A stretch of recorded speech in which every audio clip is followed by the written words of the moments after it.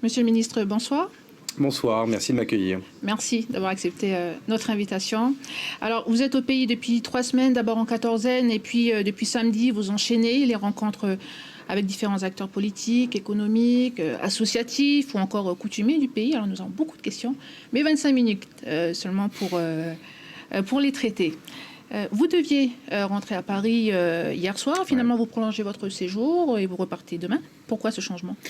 Tout simplement parce qu'hier, j'ai voulu prendre un temps privé, sur un déjeuner privé, avec 10 personnalités, 5 indépendantistes et 5 non-indépendantistes, des personnalités que, pour certaines, je connais depuis longtemps, pour d'autres, que je connais de manière plus récente, mais qui m'ont tous témoigné de la confiance, tous témoigné beaucoup de franchise, de la manière d'aborder le dossier politique et institutionnel. Et vous savez, ça faisait plusieurs jours que je me posais la question comment j'allais pouvoir trouver un format. Alors, 30 ans de vie politique calédonienne, il y en a eu des formats, des comités, avec différentes manières d'élaborer les choses. Et au fond, comme j'ai une application très personnelle et très forte dans ce dossier, je me suis dit, je vais y mettre les 10 personnes dont il me semble qu'ils m'ont apporté le plus de choses pendant mes contacts préliminaires, puis les différentes vidéoconférences préalables pendant la quatorzaine, puis pendant le déplacement. Et hier, quand j'ai vu déjà qu'on avait un petit peu de retard, parce qu'on a eu un beau moment, place de la Paix à Nouméa, grâce à Madame le maire de Nouméa, avec Madame Djibaou et Madame Lafleur, on a, vous savez, préfiguré cette statue à venir de la poignée de main entre Jean-Marie Djibaou et Jacques Lafleur. Quand j'ai vu qu'on avait un peu de retard, je me suis dit, j'ai fait 14 jours de quatorzaine, 3 semaines de présence sur le Caillou, je suis plus à 2 jours près, donc j'ai préféré repousser mon départ pour laisser cette chance au dialogue et somme toute, on va y revenir, j'imagine, ça a fonctionné et je ne voulais pas que mes questions logistiques viennent interrompre l'effort que nous accomplissions tous. On va revenir, vous avez raison. On va d'abord peut-être parler, la France traverse une situation très difficile. Entre le retour au confinement, situation très difficile aussi outre-mer, chez nos voisins de Polynésie notamment, et le drame de cette nuit avec une nouvelle attaque terroriste. Vous suivez ça de loin ? Comment vous le vivez ?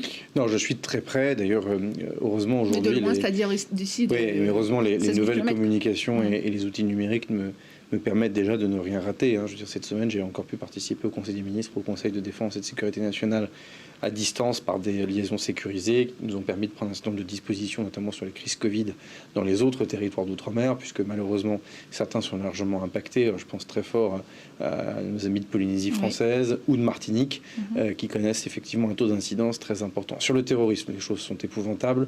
Je pense qu'on est tous marqués par cet attentat et ce crime abject qui arrive quelques temps après l'assassinat de ce professeur, Samuel Paty. Je le disais dans d'autres médias et je me permets de le faire avec vous. Je pense que l'Hexagone est aujourd'hui plongé dans quelque chose qui est psychologiquement et moralement très difficile.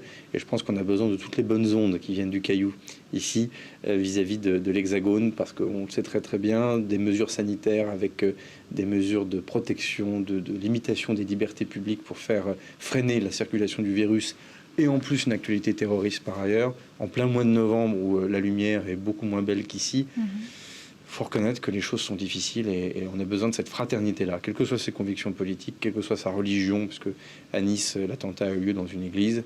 Je pense qu'on a besoin de ce sentiment très humain de fraternité entre les uns et les autres.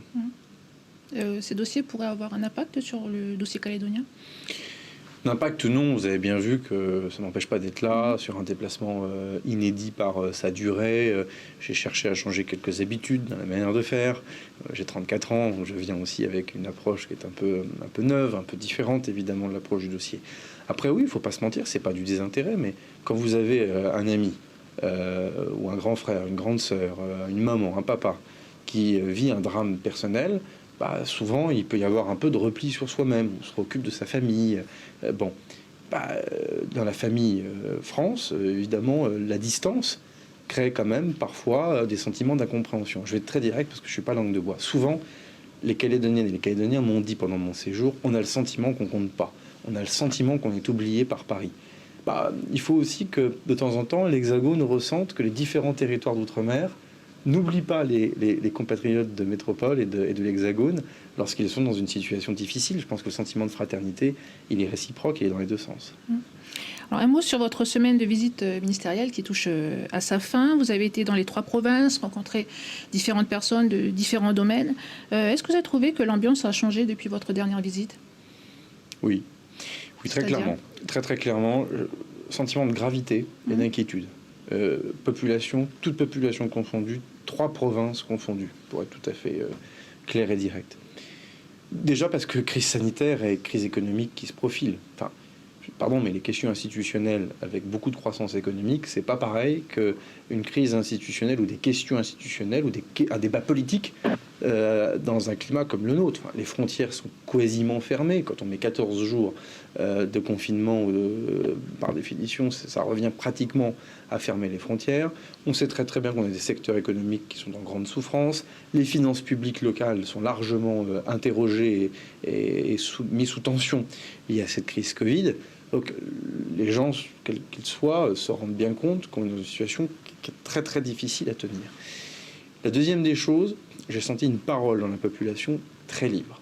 C'est-à-dire qu'une inquiétude très largement formulée, formalisée, évoquée, notamment par les plus jeunes. Enfin, tu sais que le Caillou, un habitant sur 2 a moins de 30 ans, 30% de la population a moins de 20 ans. Oui. Moi, j'ai vraiment voulu accorder beaucoup de place à la jeunesse pendant ce déplacement, les jeunes engagés, etc.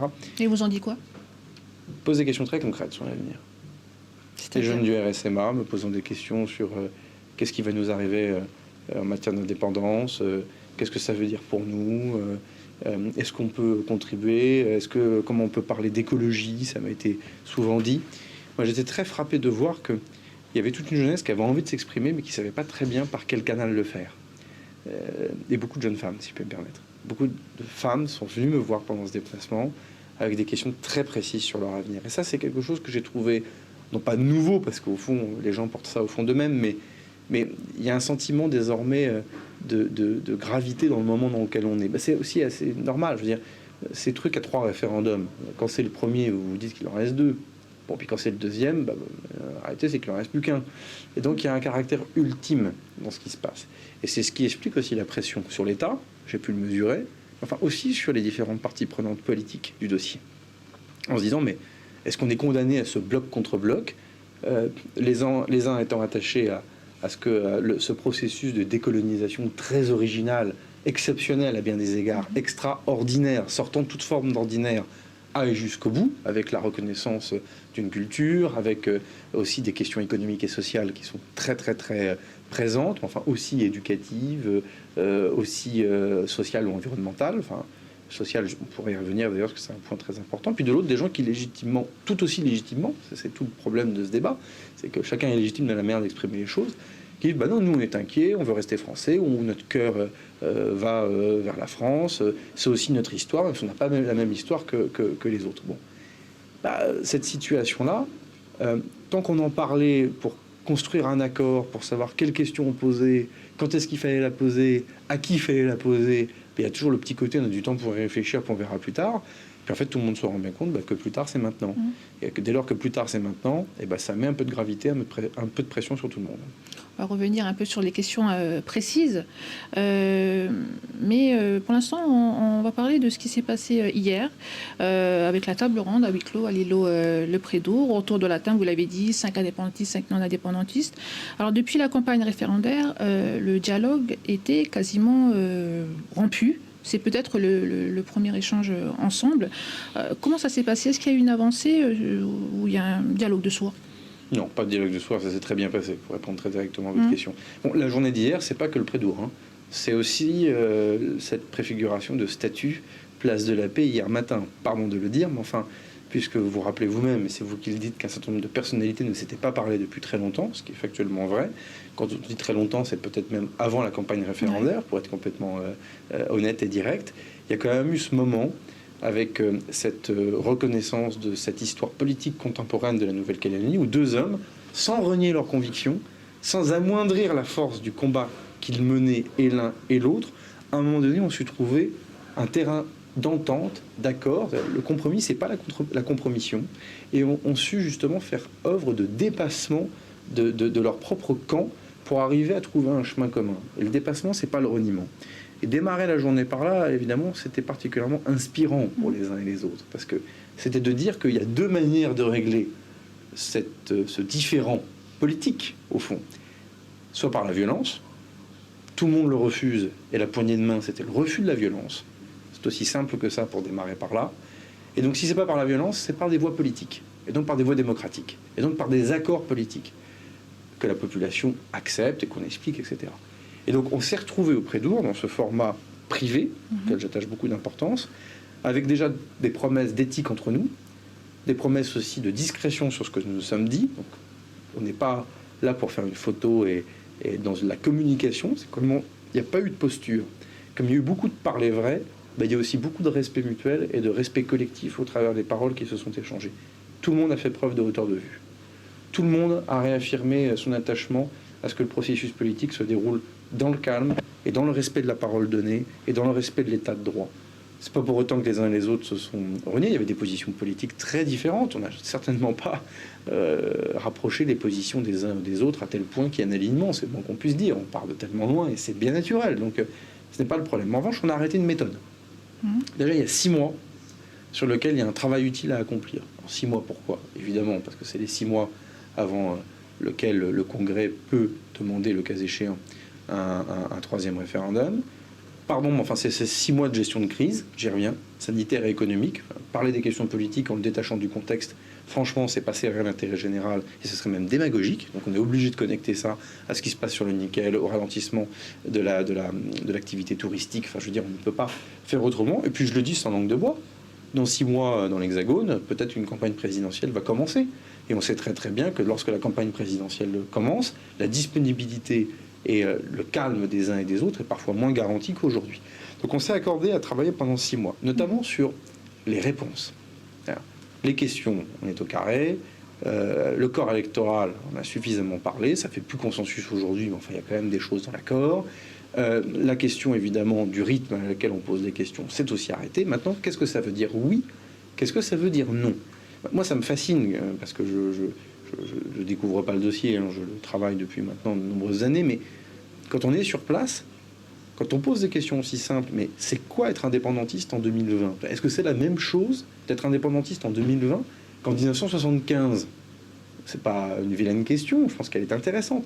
C'est quoi la souveraineté en 2020, à l'heure où on a un monde complètement multipolaire, très internationalisé, avec une jeunesse qui se mondialise beaucoup? C'est quoi la place de la culture kanak aujourd'hui en 2020, alors qu'un chemin important a été fait depuis 1998? Puis pardon, mais c'est quoi être français? Alors, c'est quoi être français? C'est intéressant de poser cette question dans une tribu d'une des îles, à Nouméa, mais enfin aussi dans un lycée de région parisienne dans l'Hexagone. En 2020, poser la question à quelqu'un de 25 ans, comment tu vis ton appartenance à la nation française?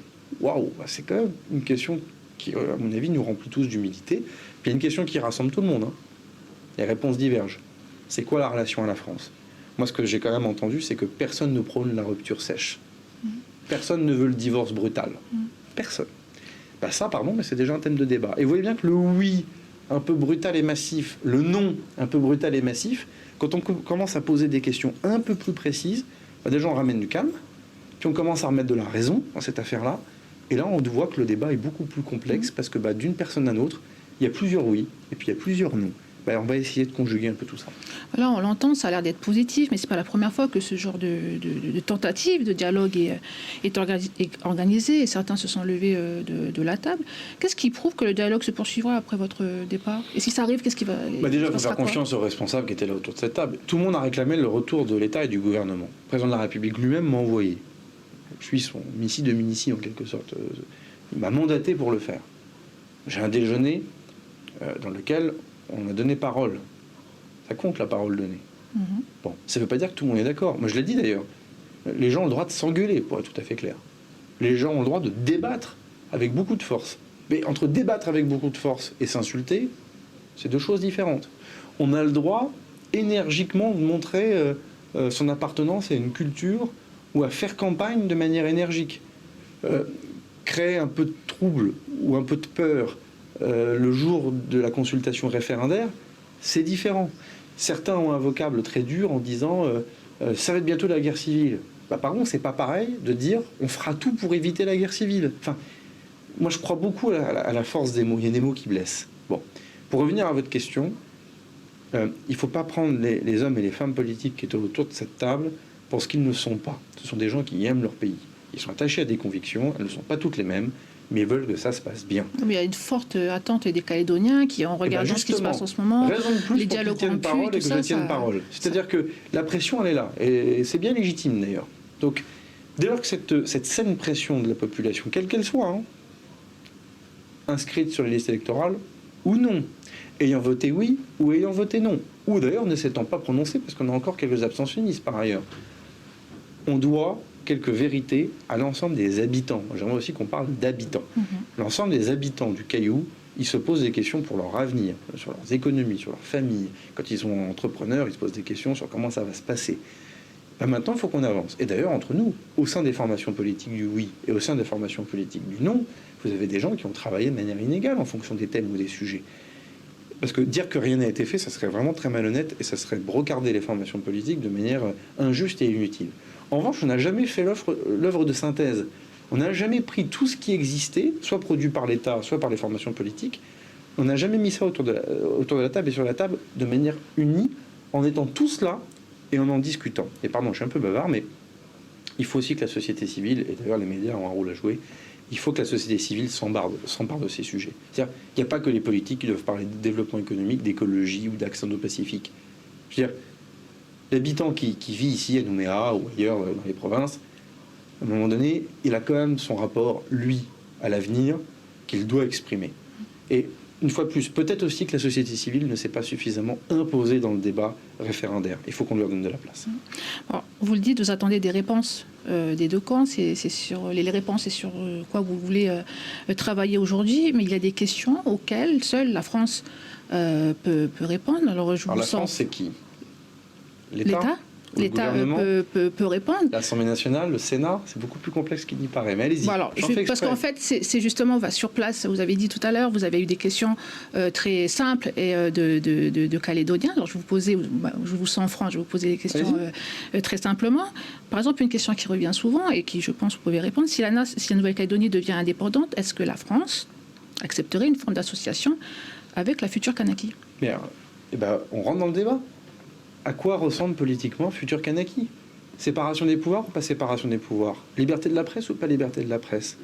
Indépendance de la justice ou pas indépendance de la justice? Capacité à avoir un magistrat du siège qui diffère de celui du parquet? Place des femmes? Place du droit des homosexuels? Quand je vois certaines lois qui peuvent émerger ici ou là, où on ferait des réservations de logements uniquement pour les Calédoniens, ça veut dire qu'il y a une discrimination positive à terme, ou quand on n'est pas Calédonien. C'est pas un débat simple. Donc moi je vous le dis, parce que j'ai pas de langue de bois, évidemment quand il y a un regard plein d'affection, plein de bienveillance vis-à-vis de ce territoire, il va pas s'estomper du jour au lendemain. Mais enfin, est-ce que vous voyez la République française, qui certes a ce passé colonial, dont elle doit sortir par la décolonisation, mais par le rétablissement de l'état de droit, par le rééquilibrage économique et social, et on doit le dire, depuis des décennies, des choses ont été accomplies. Enfin, la République, la même qui votait la loi de séparation de l'Église et de l'État en 1905 et celle qui en 1998 a reconnu la coutume. Bon, donc la République, c'est un projet politique aussi qui a beaucoup évolué. Il a parfois été dur et il est passé à côté de ses valeurs lorsqu'il s'agissait de colonisation, mais il a su aussi, le projet politique républicain a su aussi procéder à des pardons et à des rééquilibrages, à des reconnaissances qui sont essentielles. Mais dire est-ce qu'il y aura une association en tant que telle, c'est trop général comme question. L'état de Kanaki, c'est quoi? Pardon, mais si je regarde les différentes formations politiques du FLNKS, n'ont pas toutes la même approche, n'ont pas toutes le même rapport à la religion, pas toutes le même rapport... L'UNI a fourni quand même un projet de 100 pages bien sûr, mais sur lequel vous appuyez déjà. Moi, je vais être très honnête avec vous, j'ai passé de nombreuses heures avec le président Paul Néautine, on a eu l'occasion d'approfondir certains sujets. Il y a du travail qui a été fait. C'est une absolue évidence. C'est pour ça que je veux qu'on ne tape pas trop sur les hommes et les femmes politiques, parce que ça serait injuste. Il y a des choses de faites. Sauf qu'il faut le confronter maintenant. Alors le confronter, c'est l'État, mais c'est pas que l'État. C'est aussi toutes les formations politiques, les unes aux autres. Et soyons clairs, ça ne fonctionne que si on est capable de regarder autant les effets au lendemain d'un oui qu'au lendemain d'un non. Et pour quelle raison? On n'est pas dans une démarche de superstition. Je vois bien, il y a un petit côté... Si on travaille sur le non, quand on est indépendantiste, si on travaille sur le non, ça veut dire qu'on reconnaît qu'on peut perdre.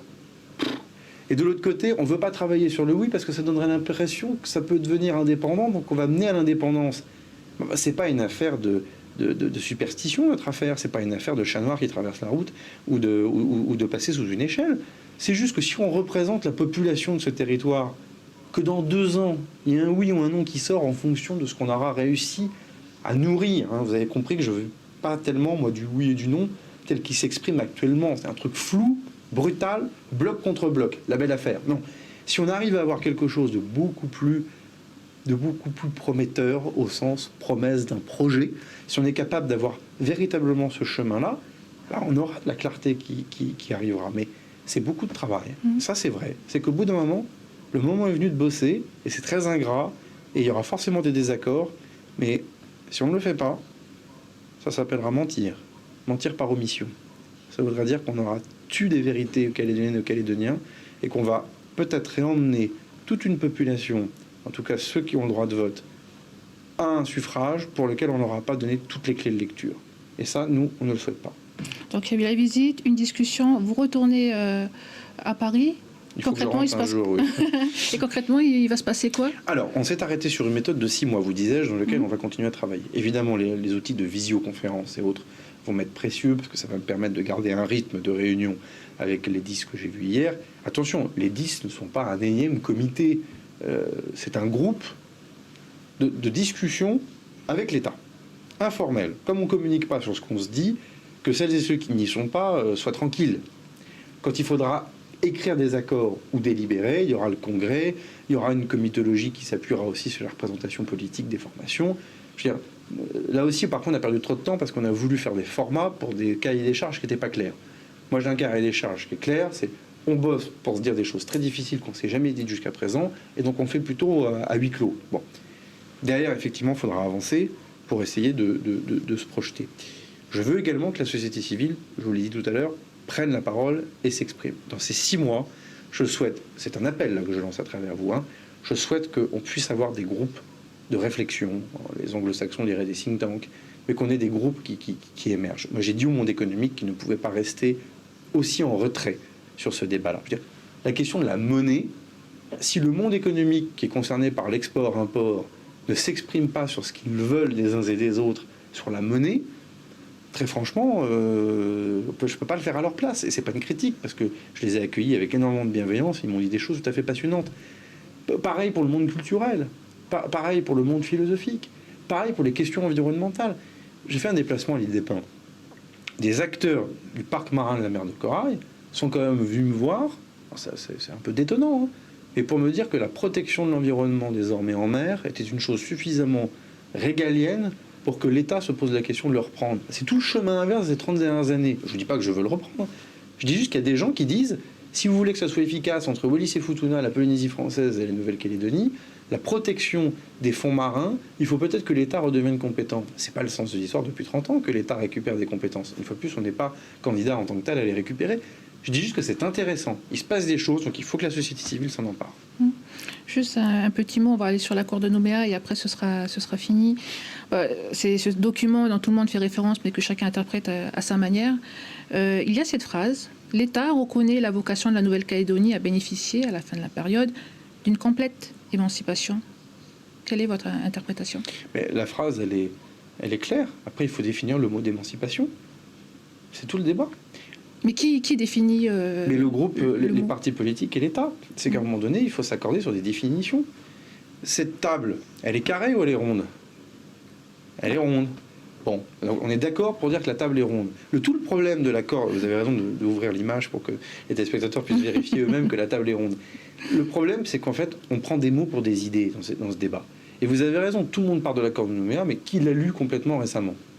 Moi, j'invite tous ceux qui nous regardent à les relire, parce qu'une phrase va avec l'autre. Donc on fait des citations, des sorties. Alors, il y a des gens qui disent qu'il ne s'applique plus, d'autres qui disent qu'il s'appliquera pour toujours. Tout ça est très compliqué. Enfin, déjà, quand on le relit, on a compris l'esprit.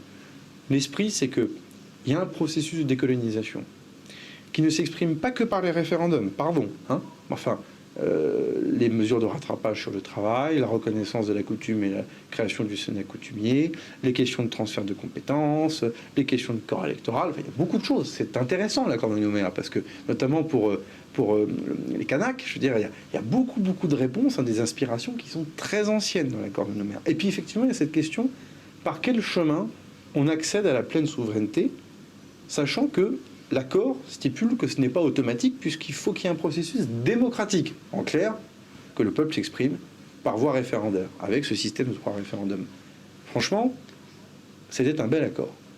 Et puis il y avait quand même cette idée que s'il y a 3 référendums, c'était que pour que les formations politiques et les différents acteurs entre chaque référendum puissent essayer de nourrir les choses et d'avancer comme dans un entonnoir vers une solution qui commence à se conjuguer. C'est pas le cas là. Ah non. C'est bien aussi l'objet de ma présence. C'est que de toutes les évidences, l'esprit de l'accord, on l'a un peu perdu de ce point de vue. Peut-être que aussi l'État peut en avoir une forme de responsabilité. Moi, vous savez, je regarde les choses avec beaucoup de tranquillité et d'humilité, mais je vois bien que c'est le moment où il faut revenir à cette méthode. C'est que si on a un truc en entonnoir, si ça a été imaginé tel quel, c'était pour pas faire une juxtaposition de 3 référendums identiques. Enfin, ou alors, pardonnez-moi, mais ça n'a aucun intérêt. Enfin, en tout cas, pour moi, qui représente l'État, ça n'a pas d'intérêt. Donc maintenant, il faut essayer de voir comment les consultations à venir peuvent être différentes que les consultations passées. Et je pense qu'en disant ça, c'est suffisamment de bon sens pour que ce soit partagé par tout le monde. On arrive au terme de cette édition. Juste un mot, je pense que vous l'avez vu, il y a eu une manifestation là, avec les coutumiers, le FLNKS, certains syndicats par rapport à la vente de Vallée. Ils veulent que l'usine revienne au pays. Ils vous interpellent également. Est-ce que vous leur répondez quoi? Est-ce que c'est un dossier que vous pouvez gérer, vous, l'État? Bon, déjà, c'est très intéressant parce qu'on n'arrête pas de parler des compétences de l'État et d'émancipation. On est sur des compétences qui n'appartiennent plus à l'État depuis des années. Donc vous avez 1000 personnes dans la rue qui demandent à ce que le ministre représentant l'État intervienne dans un dossier pour lequel il n'est plus compétent. Je le livre et je verse ça au débat quand même. Et c'est pas pour je vais vous répondre tout de suite. C'est pas pour botter en touche. Je dis juste qu'il va falloir aussi qu'on ait un débat sur le rôle de l'État.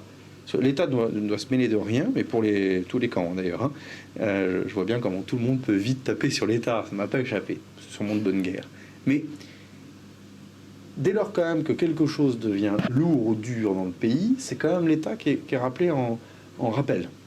Tout le monde ne le fait pas, mais je le note. 2, quel est, notre rôle dans cette affaire?